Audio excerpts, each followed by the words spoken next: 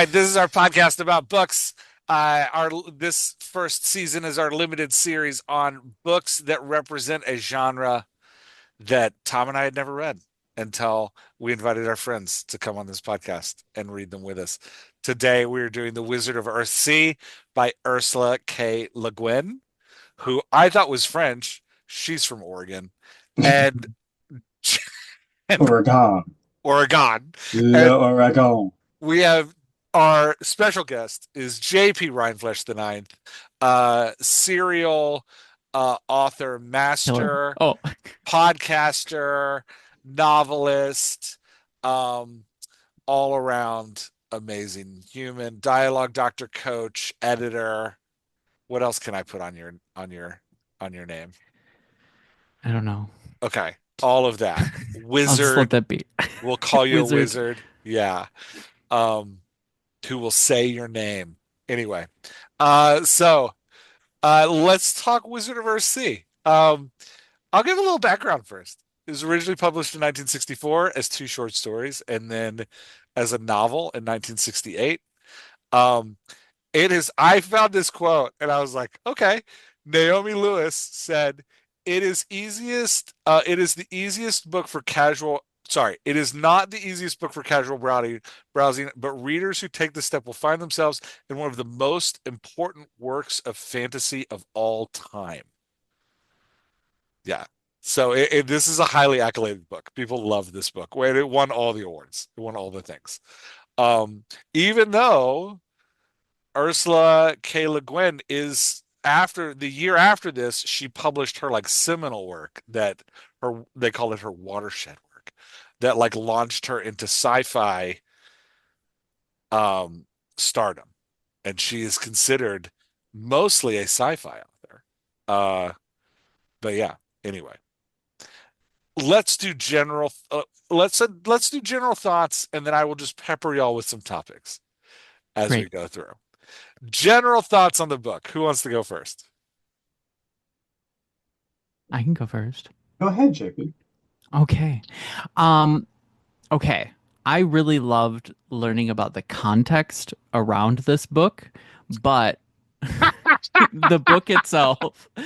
No, honestly, like I hope that we get into the conversation about like the context about the world that this the author had written the book in, Yeah. because I think that's super important. But I think as a story, this is written in uh third person omniscient. Not for me. Yeah. Not my cup of tea. Very it's yeah. It's very not my cup of tea because I don't think I like that point of view, which Okay. I learned while reading this. Nice.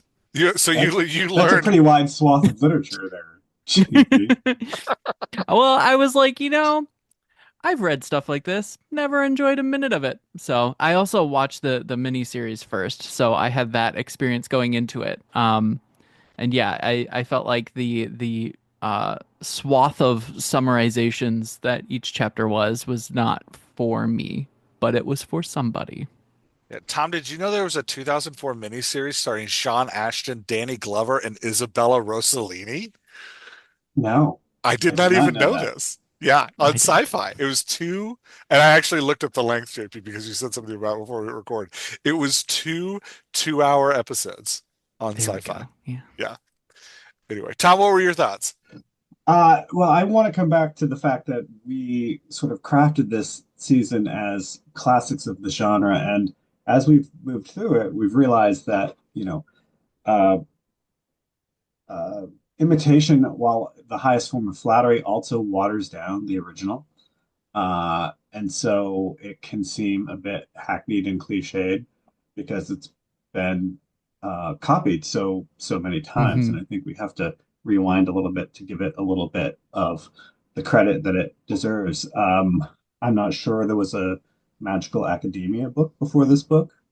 There weren't. Um, This book is credited with starting wizard schools. yeah, exactly.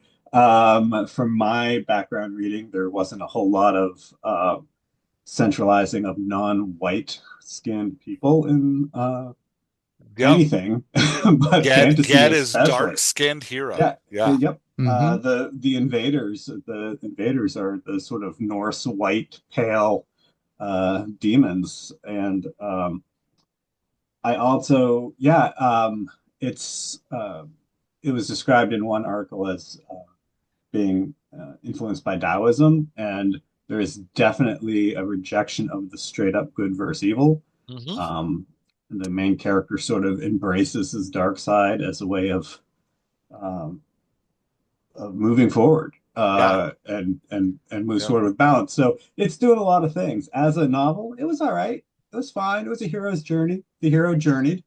Um, and and yeah, the third person narrative I'm used to. I read a lot of that. And I actually thought there was some interesting nuance going on in the narrative where the narrator was just a little bit smarter than Ged, but didn't. This is like GIF and GIF. Is it Ged? Is it Jed? I'm gonna call him Ged.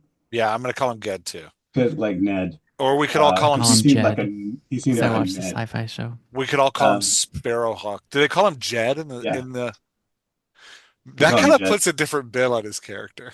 The like like Jethro. Yeah. Um, but no, I thought there was some good nuance of the narrator not saying, "Well, here's where Ged doesn't really know what he's doing," and just letting it sort of play out. So yeah, I didn't hate it. I didn't love it, but it's the more you read about it, the more you read, the more I sort of see how it was the first to do a lot of things. In fact, it was one of the first YA fantasy novels, period. The publisher was like, "Hey, we kind of want to get into we want something for YA. What do you want to do?" And she's like, Hmm. "Okay." Um, and um, and so that's all great, as opposed to, another book on our list, Tuck Everlasting. Like, I still don't know why it was seminal YA book. Like, I didn't get it. I didn't like it. I didn't this one I sort of like, okay, yeah, I get all that. And it wasn't that bad. It didn't bother me. So, um, I I have a thought it had some cool stuff in it. I have a theory, and I want y'all to tell me if I'm wrong because you're both better read than I am. My theory is that this book was written before people started writing books to be TV and movies, TV series and movies. I could see I don't that. think I that's a mean, theory. I mean, I think that's obviously true. But you're Well, going to yeah. tell I us th more. I think there's a style. Sorry, let me explain more. I think there's Okay. a style of writing now that we're accustomed to and that I teach as the dialogue doctor that you get intimate in a scene through character interactions. And Hmm. because it makes the book feel like a screenplay. And so there's a lurking suspicion in the back of my mind that while I do believe that is a preference for modern readers, the modern readers like books that are cinematic and not cinematic in like sweeping visuals, cinematic in that they are mostly character interaction. That I wonder if we were to rewind time back to the 60s and 50s, if that preference wouldn't be true of readers as strong as it is right now. And if you could because this book reads like, did y'all ever play the like before there were video games? Oh my gosh, I'm so old. There were text-based video games that had like a picture on the screen and would like Hmm. they were like choose your own adventure books, like Zork. The Legend of Yeah. Zork is one that I remember really well. This book read like one of those video games. It like he's all of a sudden on an island and there's two people on the island and they've lived their whole lives on the island. We never meet those two people, they never talk, but we have like pages and pages and pages of those two people, and it reminded me of playing Zork, where it's like you choose to get off on the island, you find two people, you discover the two people, or blah blah blah blah blah, you talk to the two people. Like it felt I could have seen this written in second person. Hmm. Anyway, what do Yeah, y'all but think? Am I off there? um, Am I imagining this? I don't think you have to go back 60 years for that. I think literature of the 90s was that way, and Hmm. that's sort of when I came of age of reading, so it's not unusual for me at all. It's funny, we were brainstorming a season two of this amazing podcast, and I very quickly took the corrections off the list, Jeff, because you would hate it, uh, and I remember being blown away when I read it in 2001 or whatever, and just thinking it was amazing. And I probably would still think it was amazing because I am more steeped in that sort of storytelling. I think the public doesn't have the appetite for it that they used to. And it's not even uh prose though. I mean, I'm not even sure that's it. If you watch, say you watch you know, Casino Royale, and then watch Doctor No. It's a different pace of Oh man. storytelling, different expectation of what's happening and how it's explained to you and how you absorb it. It's just the media has changed with our shortening attention spans for better or worse. Um, but to think that, oh, a James Bond movie in the 1960s was thought as like the height of excitement. And you watch them now and you're like, oh my God, when is something going to happen? Yeah. And I Yeah. still enjoy them, but it's a totally different kind of storytelling. And yeah, I none of that bothers me because I sort of came up through that. If I were to go back and look, I stopped rereading books about 15 years ago because I just like there's not enough time in the day. But I used to reread books quite often. But if I went back to some of my favorites, I bet I would see that they were wildly more prose heavy than what I enjoy now. Um, And like for me, the way that this read, I mean, it reads as a narrator telling you a story. And there were tons of moments where I wanted more. I wanted to Yeah. sit with the characters, decisions that they made, the mistakes that they made, and feel those emotions. But we were already almost a year later on the next page. And I'm like, well, hold up. I wasn't ready. Like, and so I felt He's like that graduated was wizard school. Yeah. like, Wait, no, I what? want to spend more time in these moments. And I think that that fits for someone who likes that kind of storytelling. And I think that especially writing a young adult fantasy novel and at that time having that sort of honestly, this was like a breakneck speed for me. Story of someone telling them this and just getting through it instead of what people are used to, which is pages of talking about the mountains and the trees that walk and all of the fun things. But, you know, not getting to the point. This was a good sort of conversation to subvert that and to make the argument of like fantasy can be fun, it can be enjoyable. Um, but I felt like this was a style of writing that I just don't like because I want to sit in those deep emotional moments. And I feel like we never got to see those because we were put between Jed or Ged and the actual literature because there was being told to us by this third party. And so that was the part that just didn't jive with me. Interesting. Not just that, but it moves at a breakneck speed. Yeah. So maybe it's because it doesn't slow down for conversation. But you're right. He goes to wizard school. There's two or three teachers, one kid who pisses him off and one kid who becomes his friend, and that's boom, that's it. And you're like done.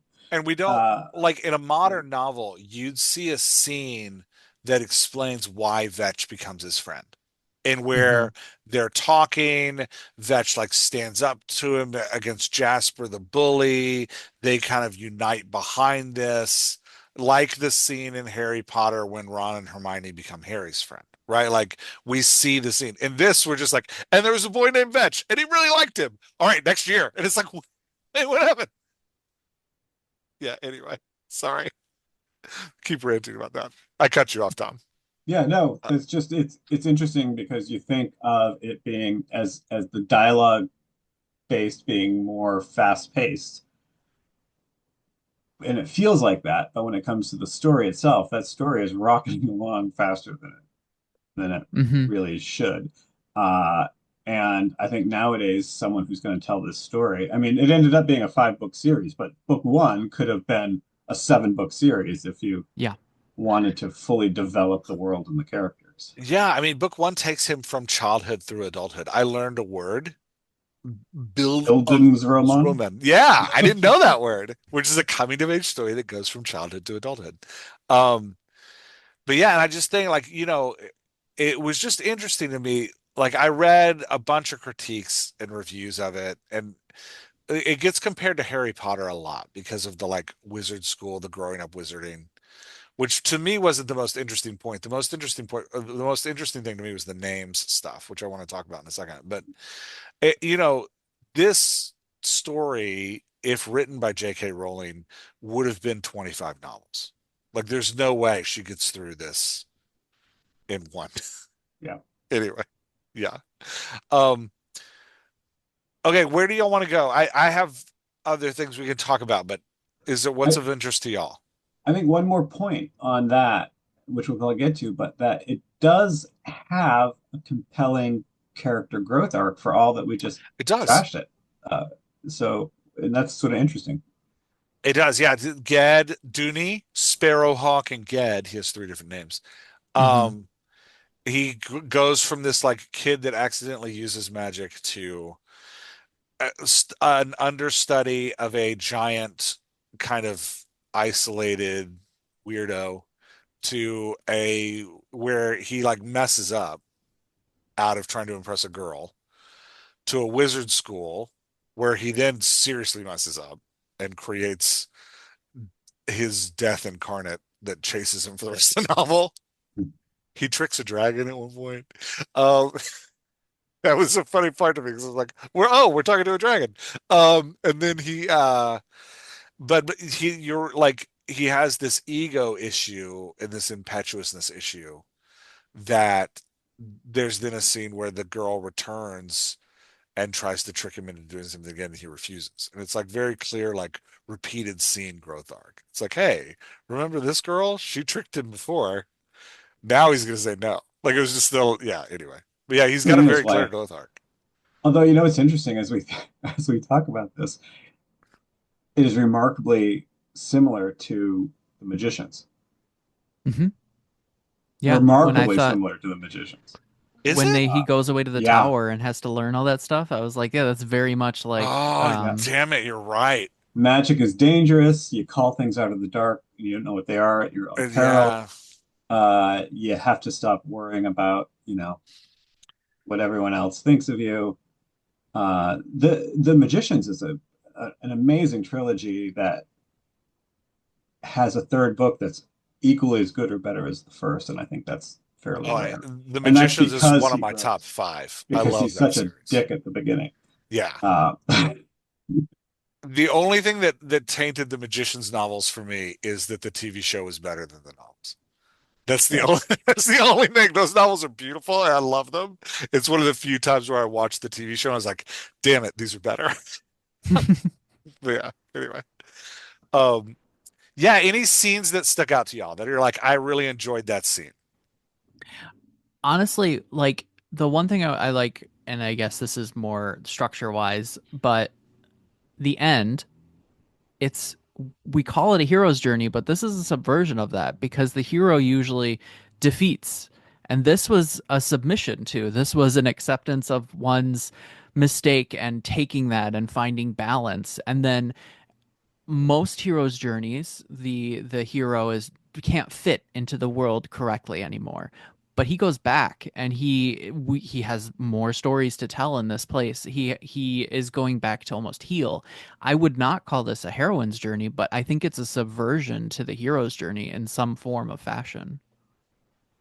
Although he defeats the internal monster. Yeah, but in the end, the internal monster, and this is that whole like Taoist balance thing that I think she kind of beautifully merges here, in that he defeats the internal monster by accepting his dark side as a reality of who he is, Yeah. and no longer battling the shadow, but actually calling it by his own name, which Hmm. I actually thought was I loved that scene. I was like, this is a cool moment. Yeah, it was a neat, and especially in comparison to like three chapters before that, maybe he has a battle with the shadow self on a boat, and it's just the two of them, and it like sneaks up behind him, and that battle was beautifully written. I was like taken aback by how like not just descriptive it was, but how kind of moving it was. Like I was really moved by it. I thought that was a really amazing scene between him and kind of his shadow self, which I thought was really interesting.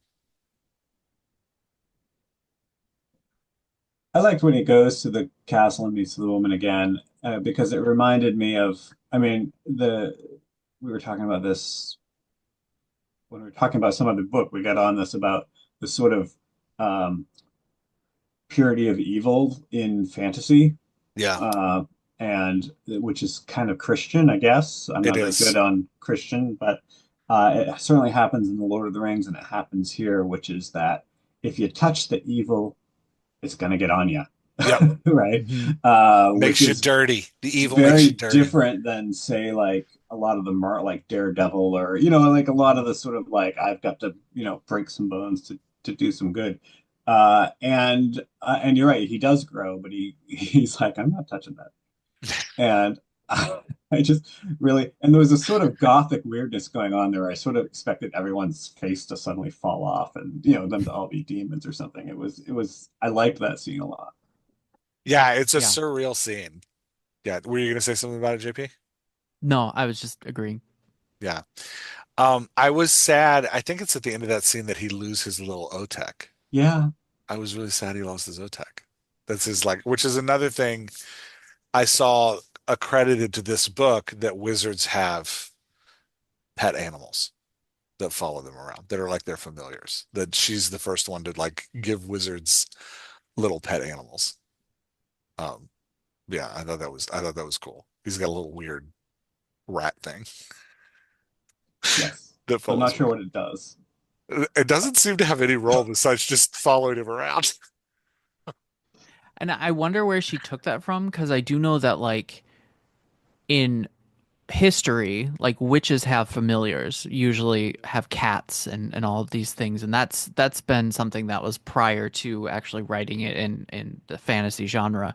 But clearly here there's an addition of these like other creatures. I would assume you could take that from, any other religion, but it's just I'm interested in, where the inclusion of it in fantasy, if this is the actual starting point. That's interesting. I wonder if, uh, because of the breakneck pace, I wonder if it's a shortcut for humanizing, because we don't actually get to see a lot of Ged's power. It's just like, oh, he's powerful. And we also need to root for him. And so, you know, there needs to be something besides the scant actions that we see him perform, because a lot of them a lot of them are exploring and illustrating his flaw. Mm, And so, having an unconditional supportive animal kind of makes the reader be like, oh yeah, Ged's, there really is, there's something there. Someone, just like when dogs irrationally dislike someone, you're like, what's up with that guy? yeah, Yeah, right. So it's sort of the opposite of that. I wonder if that has something to do with it. Um, Yeah. And the wizards in this, I mean, and a bit like Gandalf maybe too, but the wizards in this are definitely connected to the earth and to nature, hmm um, in a way that they aren't in some other, stories or worlds where they're more sort of almost an aberration of that they've twisted science or something. But in this, it's very, very natural that their power comes from the naming, which again I thought was super cool. Yep. This idea that everything has a secret name. And you don't find it by stealing it. You find it by sort of understanding the world. We didn't talk about his mentor back on his home island, but that guy was super cool. yeah. He's actually my favorite character, the giant Ogion, I think his name is. He's my yeah. Yeah. Yeah, I do want to talk about the name thing for a minute because I kept the whole time I was reading it, I kept thinking about the never-ending story at the end where she says where like Atreyu has to fix the world by saying her true name and then he yells Moonbeam. But I it's the worst.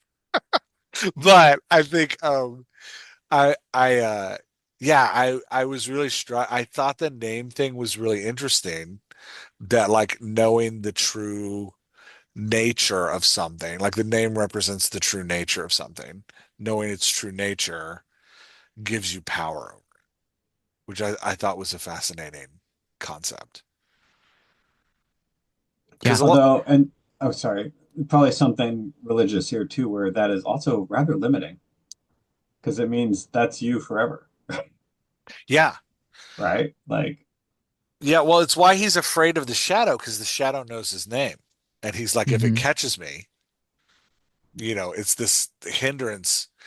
I thought part of what I think is it's interesting about it is that in Christian, so Tolkien's wizardry comes from Christian lore, right? Like, and I found myself reading this constantly comparing it to Tolkien's wizardry. I think because they're like in my mind, even though they're 10 years apart, in my mind they're kind of at the same time. Um, Tolkien's wizardry, the magic is from otherworldly places, which is very like biblically based that the magic comes from God. So the magic, because Tolkien's wizards are just Moses. And so that's why he gives Gandalf a staff. So like Tolkien's wizards are like we are from another place and we are channeling another power and bringing that power into this world. Whereas what I really liked about the magic and how it worked in the Wizards of Earthsea is it exists in all things and it's the knowledge of the thing that gives you power. It's not coming from any other source. It's just existing in the cosmos, which I really appreciate. I like that. Which, I mean, if you want to get pseudo-religious on that, that sort of makes sense, right? Because this being a Taoist, very nature-based, very a human being and a soul is connected and at some level are not equal to the other objects and things around it. Whereas mostly in Christianity, it's all about what's afterwards and like pointing towards the like, Yeah, it's who gives a escapism. shit what Let's we get leave out of this here. place as Yeah. because we're out of here. Yeah. So it is sort of like those two different mindsets of like knowing and actually appreciating the place in which you're in to the point where you can learn the truth behind, all of the importance of it. And that's almost why all of the archmages barely do a ton of magic because they respect how the nature is set and they respect the equilibrium there. And so their power resides in the fact that they don't need to do anything because they don't need to offset the balance. And I think that mixed in with how the magic functions where you have to be in a place to really learn the law of the land in order for the magic to work is so interesting, and it's such a good way of altering the magic system based off of a character and how they move through that world. uh, and it's reasonable given the fact that Le Guin was sort of conscripted into writing this. Like, hey, why don't you write a fantasy novel? It's it would be ridiculous to think that she didn't look to Tolkien. Like, who else would you be looking to, right? Yeah. So I'm sure she was like, well, how do I want to set up against this or borrow from this? Uh, and I think she had a background in Norse mythology and such. But yeah, there's a definite sort of druidic kind of nature magic that is cool. Yeah, and then near the end, there's the idea that like all the magic comes from knowing the names of the things around here, and we are going off somewhere where we've never been, and who knows Hmm. what's going to happen. But we're going anyway. So that was, Yeah, Vetch there has was a some good bravery there. monologue in there about like some of my spells work here, some of them don't. And then some spells that didn't work over there, they work here, which is really Yeah. weird. It was Hmm. like it was a fun. I was like, oh, this is I want more of Vetch. Yeah. Anyway. Anything else about the book that y'all wanna hit on? Did anybody have a favorite character? Oh, all of the great female characters. Oh, wait. Yeah, I think is the only there are female more. character the Temptress. Is that the Yeah. only? Apparently, there's a Yeah. main female character in this next Yep. sequel, but Yep. And sorry, I didn't mean to cut you off, but apparently no, the last two really focus on shining a lens on patriarchy and like in that sense too. So oh, eventually the series grows in that direction, yeah. I and I'm think maybe, curious what she things she was, limited. yeah, maybe it was just like she knew she couldn't push her luck, could only push her luck so far. Uh, Tom, did you read the afterword in the print version? yes, about uh, yes, but it was a couple months ago. But it was about Well, how she sort go of ahead. purposely, just like some people didn't even realize. I mean, they really toned down. They're not white, but she doesn't talk about it very much. In fact, you Hmm. could go pages, you could really not even notice. I can't Yeah. remember. Was that what you were referring to? Or? Yeah, yeah. I mean, that was more or less just how like she intentionally did this so that it would um some people may not see it, but people will eventually see that there are people of color in this story and that Jed is not white. And that actually, it was the third cover done for this book that she thinks is the true cover because the first two they made him white Right. because they really wanted to just appease that audience. And then also just the fact that like there are no wars happening in this because she Yes. didn't want to do that. And I think Yeah, that's that's great. And that actually, Jeff, you and I, that's another thing we were talking about. I can't remember how we got on the subject of Wizard of Earthsea on some other book. I can't remember, but yes, that is really rare, that there is no war, and that she did that on Mhm. purpose. I think is great. Yeah. Uh, but Yeah. name So, another one where there's not like some epic war going on in the background. well, fantasy has always felt to me like it's either some kind of Dungeons and Dragons quest. Like I think a lot of modern fantasy is written in the style of like a Dungeons and Dragons quest.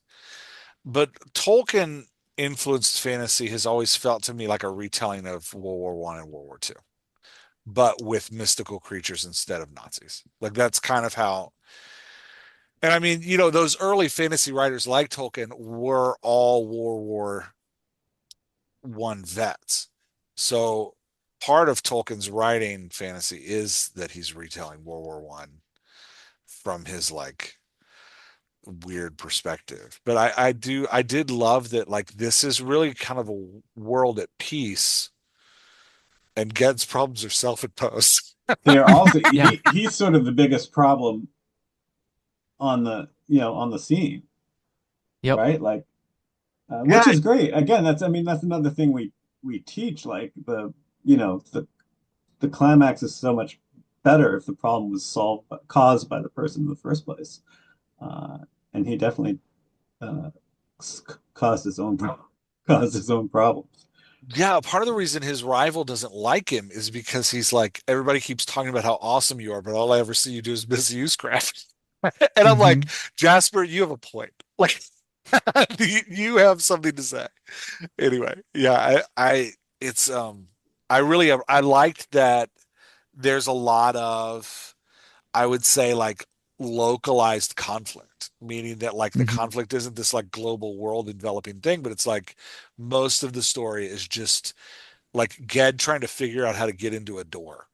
Like that's the opening of the wizard school conflict is like you have to solve the riddle to actually get into the school. And like that's his, you know, yeah. Anyway, I thought I really enjoyed that about the book that it was like I found that very creative and refreshing. We have to remember it's a YA book. So if I read this when I was 15 and got to the part where the way you get in is to ask, I would have been like, that is so brilliant. I would have it would have young philosophical me would have been like, oh, I see what she's doing there. That's so cool. And it is cool. It's Yeah, great. it's fun. He doesn't have to, and it's not again, I don't know how new it was at the time, but it's certainly not new anymore where, humility is like step one. Um, but that's also sort of an uh, Eastern thing. Yeah, and I found it interesting that there's no spells necessarily. Like they're memorizing names and the names of things and they're learning the names of things, but there's not these like incantations, which I also thought was an interesting piece of world building that like, the magic really is just in like and this would have as a 15-year-old this would have made me excited. The magic is in being nerdy.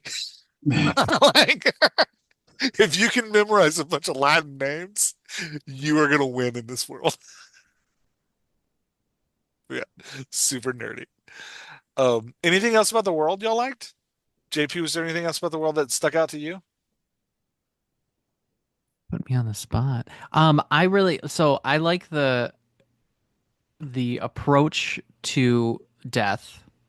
And I think that it was really interesting at the end, but it was also really interesting in that scene with the little girl or kid who was ill and he was trying to solve the problem Mhm. because it was his friend's child.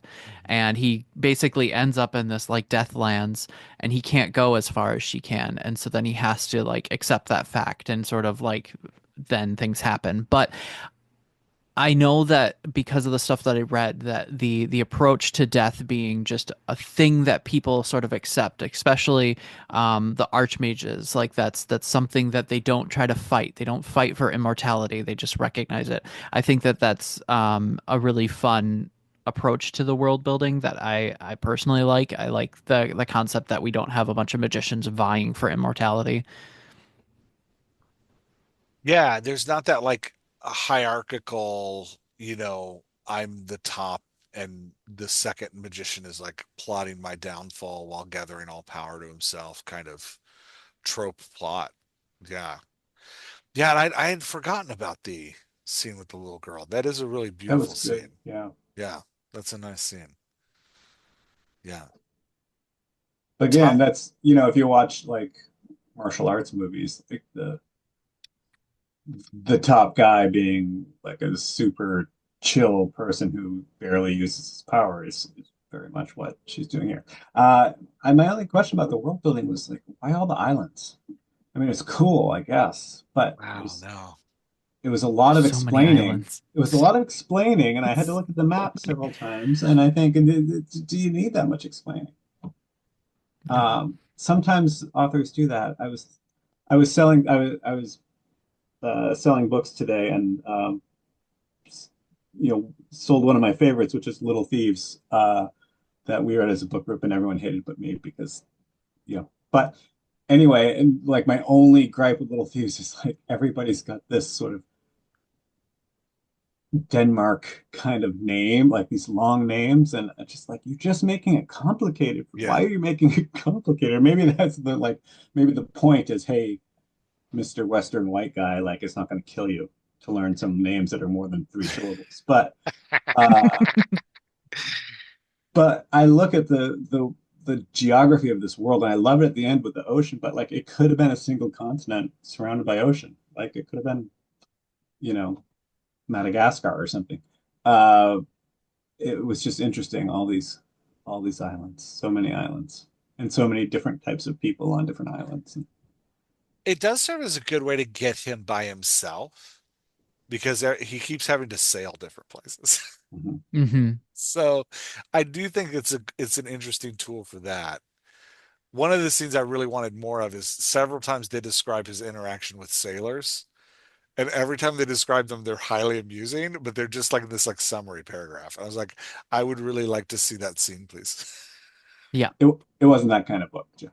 I know. Um, the although the Lee Bardugo steals some of that sort of elemental magic where there are people on boats who are providing wind um, in the Shadow and Bone series. Oh yeah. Yeah, yeah, totally. Yeah. Robert Yeah, Jordan does too. Yeah. makes sense. If you have someone who can make wind, they'd be darn useful in a pre-industrial Yeah. age. Wind and Kind of fire, man. Yeah. yeah. Yeah. Yeah. See, Anything y'all liked it way better than you thought you were gonna. I did well, I will say it's one of the books like there's several books that we've read.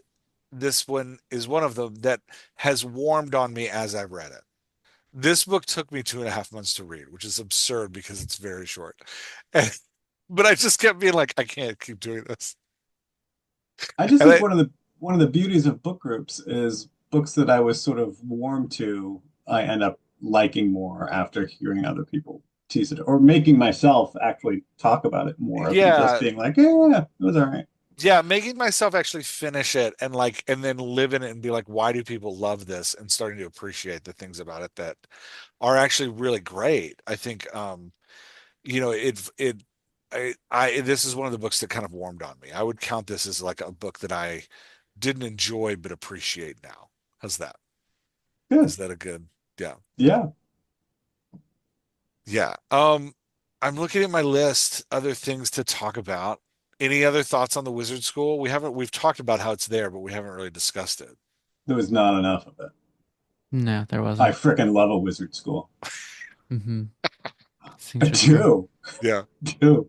Uh, love a wizard school. So yeah, could use a lot more of that. Yeah. Any thoughts on the dragon? There's a dragon in the middle of this book. It was there. Well, there's not that many places with dialogue because he's by himself so much. And Yeah. that was actually a great place where it slowed down and there was a Yeah. great dialogue scene and it was fascinating and entertaining while at the same time moving the plot forward because the dragon's like, "Hey, I can tell you the shadow's name." And he's like, "Yeah, let's not do that." Which was sort of a sign of growth for me that he Hmm. was not like jumping to the easy solution, which would probably have gone horribly wrong. Um, and he stuck to the job, which was to protect the Islanders. It showed that he was growing, but you also got an actual scene with. I mean, it's not just that Vetch is a great character; it's that when Vetch shows up, you have conversations, Yeah. Mm-hmm. Mm-hmm. right? And Yeah. Vetch's sister and brother, those scenes were great. They were warm. They made Ged look a lot more appealing as a character. And so could have used a lot. Could have used more of that. Yeah. I did like with the dragon that there was no like, again, going back to this idea that there's no war or violence with it. There's no like stabbing or cutting the dragon's head off or, they have a Mm-hmm. conversation. He defeats the dragon through conversation. Well, it was not unlike Smog, right? I mean, Yeah. before Smog like goes off and burns down the town, but like the first time you meet Smog Yeah. in The Hobbit, Yeah. Um, yeah. All right. Anything else we have to say about the book? Anything else you want to add or have either have of we you covered it? read Left Hand of Darkness? No. Have you read Left Hand of Darkness? No. No. That's her big sci-fi work, right? Yeah, I mean, she's got several, but that's the one that like really made her Vaulted famous. her. Yeah. Is it written like this or is it different? Does it have I a don't different? know Okay. I'm curious. I might read because it I now haven't because I'm read it. curious. Yeah. Um, it could have been on our list of books I haven't read that are seminal in a genre. Yes. Um, yeah, interesting. Uh, all right, JP, we have a final question for every person that we bring on here, and we totally surprise you with it. We don't tell you in advance. Yeah, you didn't. Any book, recommend books to the audience you think they should read. Any book at all. It doesn't have to have anything to do with the Wizard of Earthsea.